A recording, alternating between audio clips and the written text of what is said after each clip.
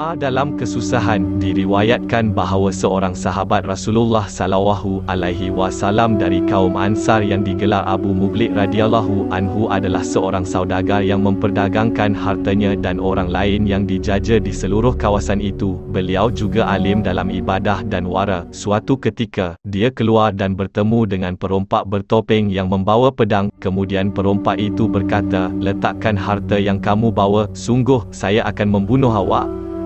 Dia berkata, "Nampaknya yang kamu inginkan hanyalah darah saya, bagaimana dengan harta saya?" Perompak itu berkata, "Harta karun kamu adalah milikku, saya juga nak darah awak."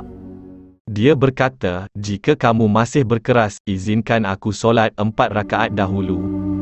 Perompak berkata, "Baiklah, terserah kamu." Lalu dia berwuduk dan melakukan solat 4 rakaat. Doa yang dibaca di akhir sujud ialah, "Wahai Zat yang Maha Pengasih, Zat yang memiliki arsy lagi Maha Mulia, Zat yang Maha Pelaksana terhadap apa yang Dia kehendaki, saya memohon kepadamu dengan kemuliaan-Mu yang tidak dapat dijangkau, dengan kerajaan-Mu yang tidak dapat ditundukkan, dengan cahaya-Mu yang memenuhi tiang-tiang arsy-Mu agar Engkau menghindarkan kejahatan perompak ini pada diriku. Wahai Zat yang Maha Menolong, tolonglah aku. Wahai Zat yang Maha Menolong, tolonglah aku." Sebanyak 3 kali.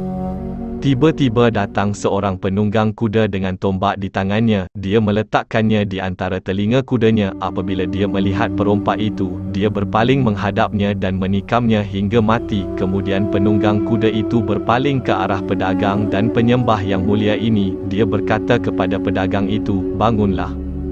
Kemudian saudagar itu berkata, "Siapakah kamu?" "Demi ayah dan ibuku, Allah Subhanahu wa Ta'ala telah menolongku melaluimu hari ini." Dia menjawab, "Saya adalah malaikat dari langit keempat. Tadi ketika kamu solat pertama, aku mendengar pintu langit bergegar. Kemudian kamu mengucapkan doa yang kedua. Kemudian aku mendengar suara penduduk langit. Kemudian kamu mengucapkan doa yang ketiga. Lalu dikatakan kepadaku, doa orang yang dalam kesusahan. Kemudian aku memohon kepada Allah Subhanahu wa Ta'ala agar mempercayai aku untuk membunuhnya." Al-Hasan berkata, "Sesiapa yang berwuduk dan solat 4 rakaat, kemudian membaca doa-doa dalam solat ini, nescaya makbul doanya, sama ada dia dalam kesusahan atau tidak." Doa dalam